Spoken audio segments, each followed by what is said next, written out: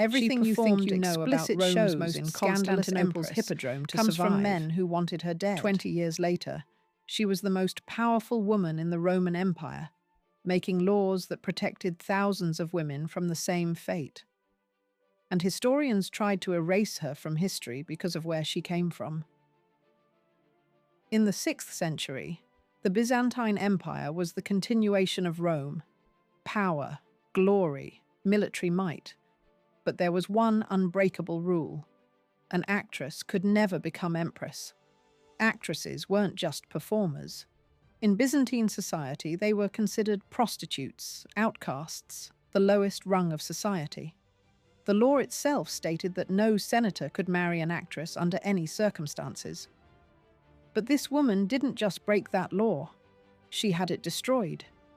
In the next 35 minutes, you'll discover how Theodora transformed from a bearkeeper's daughter performing in the Hippodrome to co-ruler of the Byzantine Empire. You'll learn the 5 strategies she used to gain power, the moment she saved her husband's throne with one speech, and why her story was almost completely erased. This isn't just history. It's a masterclass in political survival. We'll cover her brutal childhood and rise in the theatre world, how she caught the attention of a crown prince, the impossible legal battle to become empress, her defining moment during the Nika Riots when the empire almost fell, the revolutionary laws she created for women, and finally, her controversial legacy and why historians have fought over her story for 15 centuries. Theodora was born around the year 500 CE in Constantinople, the capital of the Byzantine Empire. Her father, Acacius, worked as a bearkeeper at the Hippodrome, the massive stadium where chariot races and entertainment happened. It wasn't a prestigious job, but it fed the family. Then he died. Theodora's mother was left with 3 young daughters, Comitona, Theodora, and Anastasia. No inheritance, no safety net. In Byzantine society, a widow with daughters had almost no options. So her mother did what desperate women did. She remarried quickly, hoping her new husband would take over Acacius's position at the Hippodrome. But politics crushed that hope. The position went to someone else. The family faced starvation. So Theodora's mother made a calculated decision.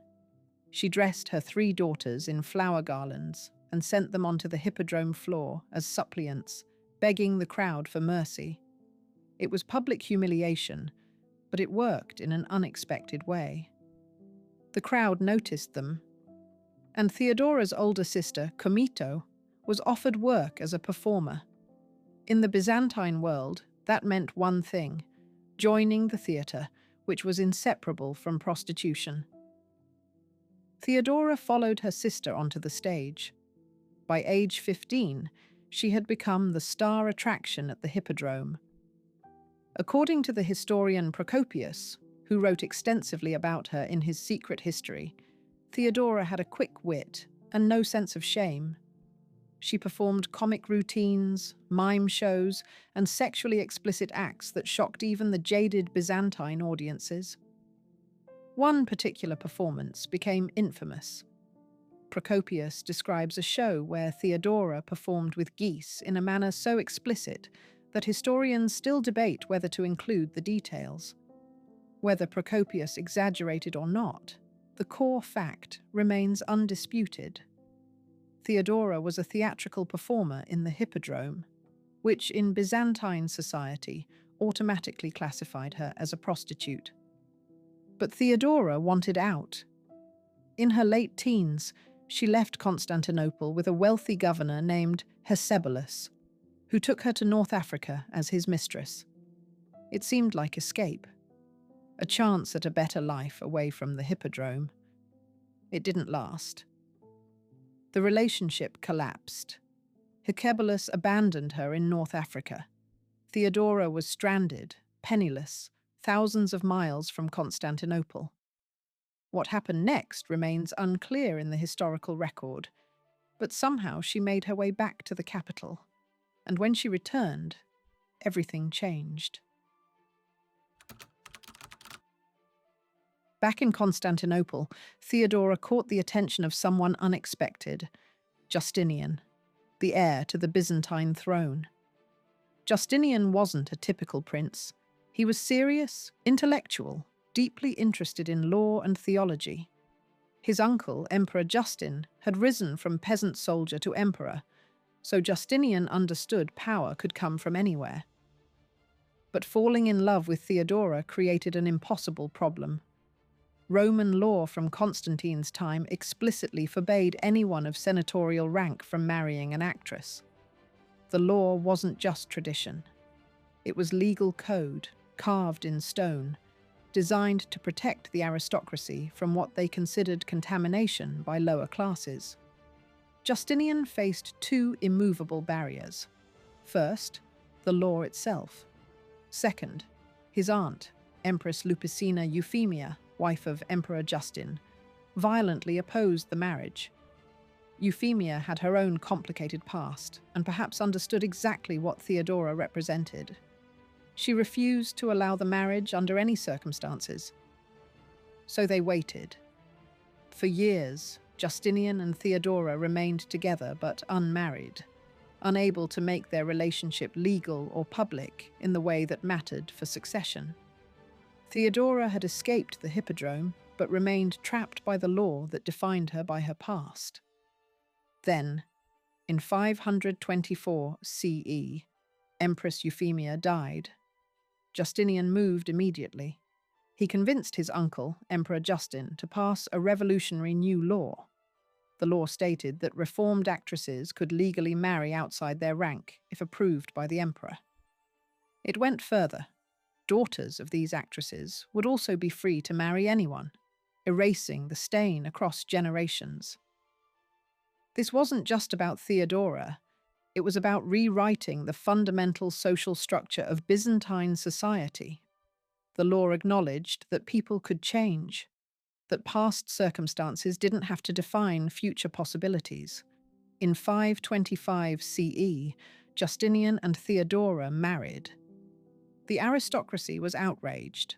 To them, this was pollution of the imperial bloodline. A prostitute had no business near the throne, but Justinian didn't care. Historical sources suggest theirs was a genuinely happy marriage, built on mutual respect and intellectual partnership. 2 years later, in 527 CE, Emperor Justin died. Justinian ascended to the throne as emperor of the Byzantine Empire, and Theodora became empress, not as a decorative consort, but as co-ruler with her own court, official entourage, imperial seal, and legal authority. Justinian referred to her as his partner in my deliberations. She received foreign ambassadors independently. She corresponded with foreign rulers and conducted diplomatic negotiations that didn't involve military matters. Her signature appeared on laws and edicts. The former actress from the Hippodrome now controlled the wealthiest empire on earth, but the real test of her power was about to come, and it would arrive in fire and blood. January 532 CE, 5 years into their reign. Constantinople erupted in the worst riots in Byzantine history. They called it the Nika Riots, after the battle cry Nika, meaning conquer. What started as sports faction violence in the Hippodrome exploded into full-scale rebellion. The rioters had specific targets. They hated Justinian's tax policies. They hated his legal reforms. They hated his advisors. And many of them hated that a former actress sat on the throne. The mob stormed through Constantinople, burning buildings, attacking government officials, killing anyone associated with the imperial administration. Within days, half the city was in flames. The rioters crowned a new emperor, Hypatius, and prepared to march on the palace. Justinian's own guards deserted. His generals argued about strategy, and the emperor himself began to break. Inside the palace, Justinian convened an emergency council. His generals laid out the situation. 30,000 rioters controlled the streets. The palace was surrounded.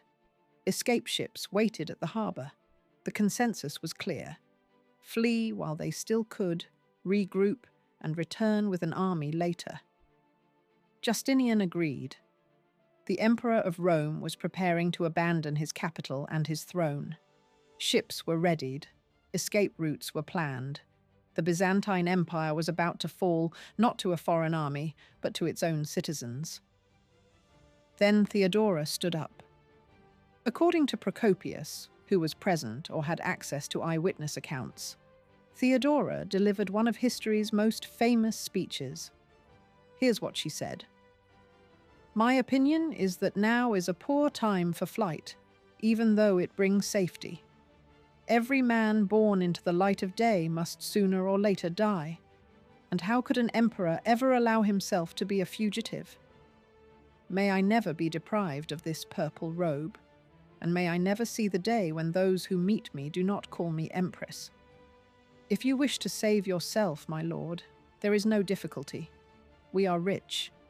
Over there is the sea, and yonder are the ships. Yet reflect for a moment whether, when you have once escaped to a place of security, you will not prefer death to such safety. I agree with an old saying, the purple is the noblest shroud." Let that sink in for a moment. While generals and aristocrats who had trained their entire lives for command were counseling retreat, the former actress from the Hippodrome told them all to stand and fight. She wasn't just brave. She was strategically brilliant.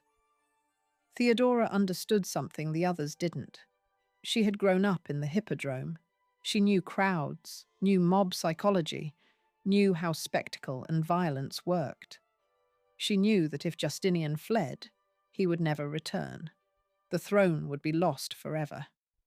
Better to die as emperor than live as a deposed coward. Her speech changed the room. Justinian found his courage. His general Belisarius developed a plan. They would use the one thing they still controlled, soldiers willing to follow orders. Belisarius led troops into the Hippodrome where the rioters had gathered, trapped them inside, and massacred them. Contemporary accounts say 30,000 rioters died that day. It was brutal. It was bloody. But Theodora's refusal to flee saved the Byzantine Empire. The Nika Riots ended.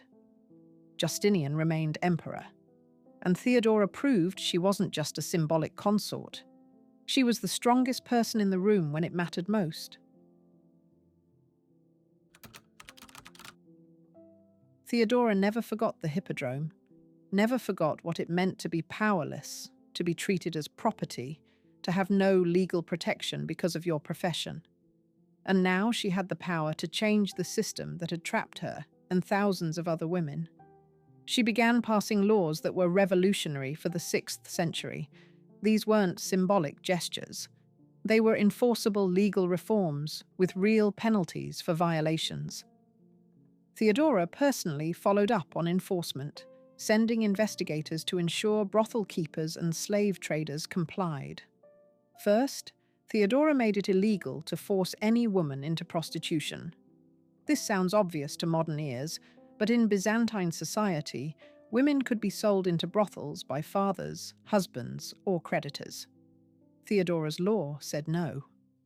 A woman could not be forced into sex work against her will.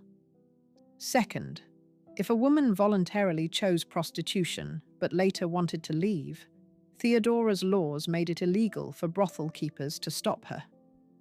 Previously, brothel keepers effectively owned the women who worked for them. Theodora transferred that legal authority back to the women themselves.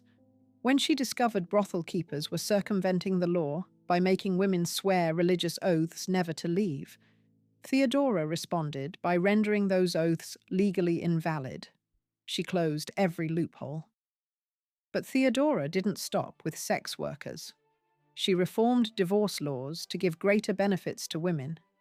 She changed guardianship laws to include women, allowing them to serve as legal guardians for children and estates. She made it legal for women to own property independently. She established shelters for women leaving prostitution, providing them resources to start new lives. She used imperial funds to buy women out of brothels and set them free. She corresponded with foreign queens and empresses, conducting diplomacy as an equal. Historians note that these reforms were revolutionary because they shattered the most powerful class barriers in Byzantine society. Theodora wasn't just helping women at the margins. She was restructuring the legal framework that kept them there. Theodora also played dynastic politics brilliantly. She arranged her sister Comito's marriage to General Citas, securing military loyalty. She engineered the marriage of her niece Sophia to Justinian's nephew, Justin II, who would later become emperor. She attempted to arrange her grandson's marriage to the daughter of General Belisarius, though this faced initial resistance. She championed the Miaphysite sect of Christianity, protecting them from persecution, even though Justinian officially opposed them. She received Miaphysite bishops in the palace, gave them sanctuary, and used her influence to moderate imperial religious policy. Theodora wasn't just using power. She was building networks, protecting allies, and ensuring that even after her death, people who understood marginalization would have voices in the empire.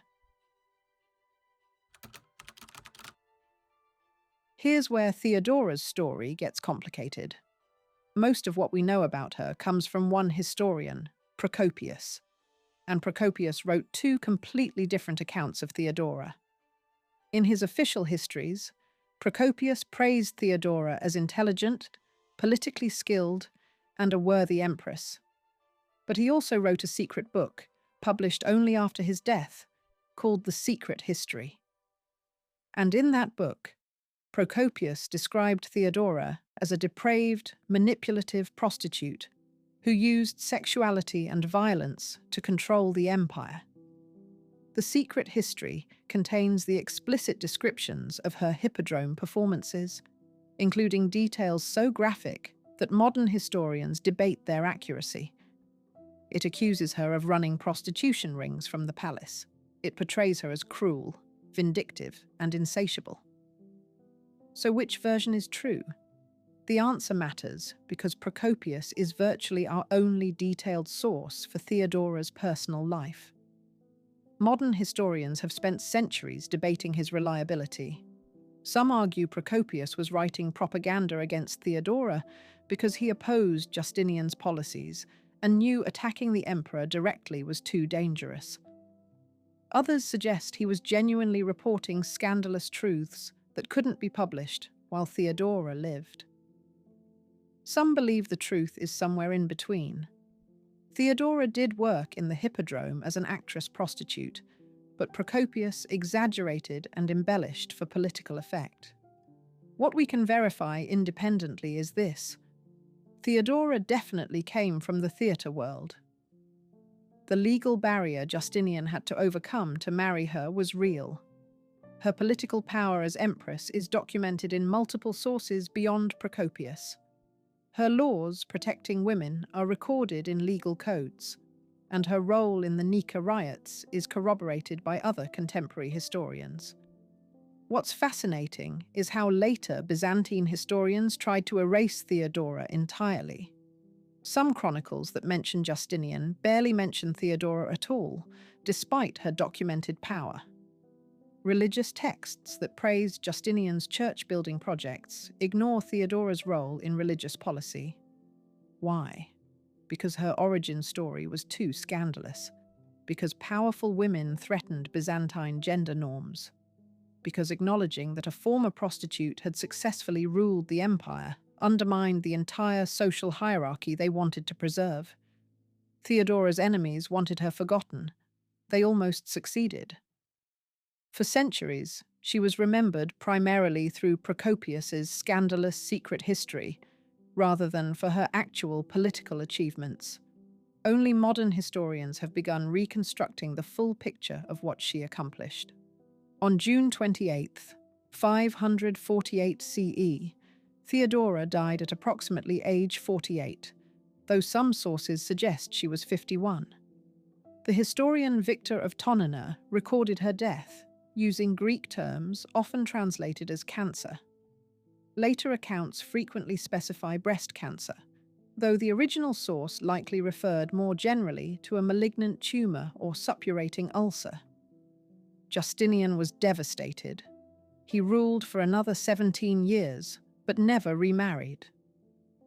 In the legal codes he continued to develop, he consistently referenced Theodora as his partner and co-legislator. The laws she championed remained in force. Theodora's legacy is complex. She's remembered as one of the first rulers to recognize women's rights in a legal framework. Her laws protecting women from forced prostitution and trafficking were revolutionary for the 6th century and wouldn't be matched in European law for over 1,000 years. She proved that someone from the absolute bottom of society could rise to the top and use that power to help others in similar circumstances. She didn't forget where she came from. She didn't abandon the women still trapped in the system that had trapped her. She used imperial authority to break the mechanisms of exploitation. But she was also ruthless. The massacre at the Hippodrome during the Nika Riots happened on her council.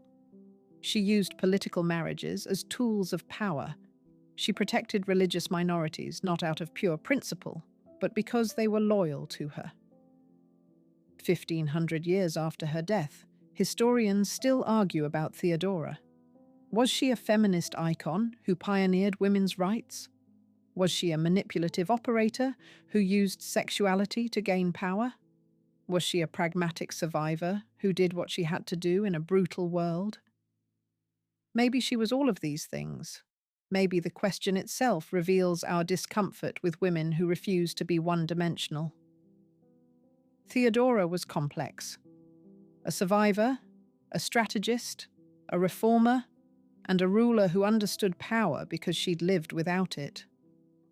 What's undeniable is this. She changed the law for thousands of women. She saved an empire at its most desperate moment. And she forced Byzantine society to confront the possibility that worth isn't determined by birth.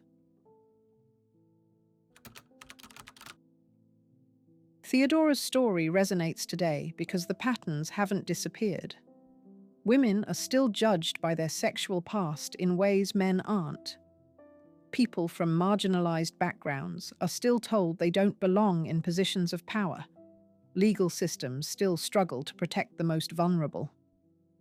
What makes Theodora extraordinary isn't just that she overcame these barriers for herself, it's that she used her power to change the system for others. She could have simply enjoyed her position as Empress, collected wealth, and lived comfortably. Instead, she remembered the Hippodrome and passed laws that protected women who would never know her name. Theodora's story also teaches us about who writes history and why. Procopius had the power to shape how we remember her, and he used that power to paint two contradictory portraits. Later, historians had the power to erase her almost entirely, and they tried. The fact that we're still recovering the full story of what Theodora accomplished shows how easily powerful women can be written out of history, especially when their origins don't match aristocratic expectations. How many other Theodoras have been lost because no one thought their stories worth recording accurately? The purple is the noblest shroud. That single line from Theodora's speech during the Nika Riots captures something essential about her. She knew what it meant to have nothing. She knew what it meant to be disposable. So when she finally had power, when she finally wore the imperial purple, she wasn't going to surrender it without a fight. Not because she was greedy for power itself, but because she understood that power was the only thing that protected you in a brutal world. And she was right. The moment she had authority, She used it to protect people who had none. So what did we learn from Theodora's story? First, she understood that the law itself could be changed. When Roman law said an actress couldn't marry a senator, Justinian and Theodora didn't accept it. They changed the law. When laws allowed women to be forced into prostitution, Theodora rewrote them. Legal systems seem permanent until someone with power decides they're not. Second, she proved that courage looks different depending on where you're standing. Theodora's generals, trained warriors from aristocratic families, wanted to flee during the Nika Riots. Theodora, who grew up watching crowd violence in the Hippodrome, knew they had to stand and fight. Her unconventional background gave her strategic insights the traditional elite lacked. Third, she demonstrated that using power to help people who remind you of your younger self isn't weakness or sentimentality. It's justice. She could have distanced herself from her past, could have pretended she was always destined for greatness. Instead, she remembered every woman still trapped in the system and used imperial authority to help them escape. Theodora's story isn't finished. Historians are still discovering new perspectives on her reign. Archaeological evidence continues to emerge from 6th century Constantinople. Our understanding of Byzantine gender roles evolves as scholars apply new methodologies to old sources.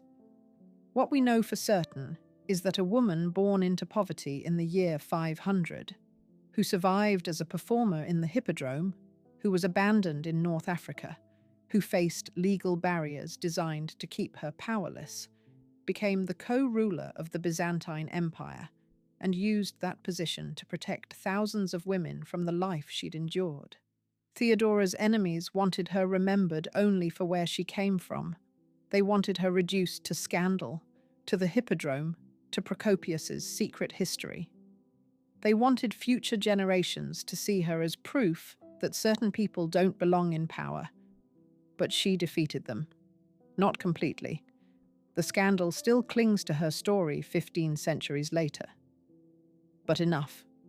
Enough that we remember the laws she passed. Enough that we remember the speech she gave. Enough that we remember she wore the purple and refused to let it go. And maybe that's the real victory.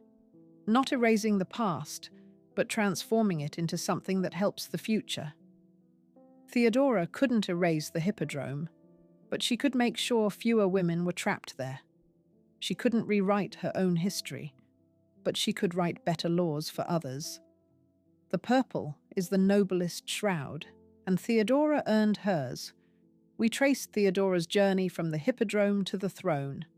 We examined her political strategies, her defining moment during the Nika Riots, and the revolutionary laws she passed protecting women. We confronted the historiographical controversy surrounding her story, and why later historians tried to erase her achievements. Theodora wasn't the only powerful woman Byzantine historians tried to erase. In the previous episode, we explored Zenobia of Palmyra, the queen who conquered Egypt, declared independence from Rome, and nearly created a new empire in the 3rd century. Her story ends differently than Theodora's, but the patterns are hauntingly similar. If you found value in Theodora's story, consider what other women's histories have been buried beneath scandal and erasure. That's what this series is about, recovering the voices that power tried to silence. Subscribe to continue the journey through women's history you weren't taught in school.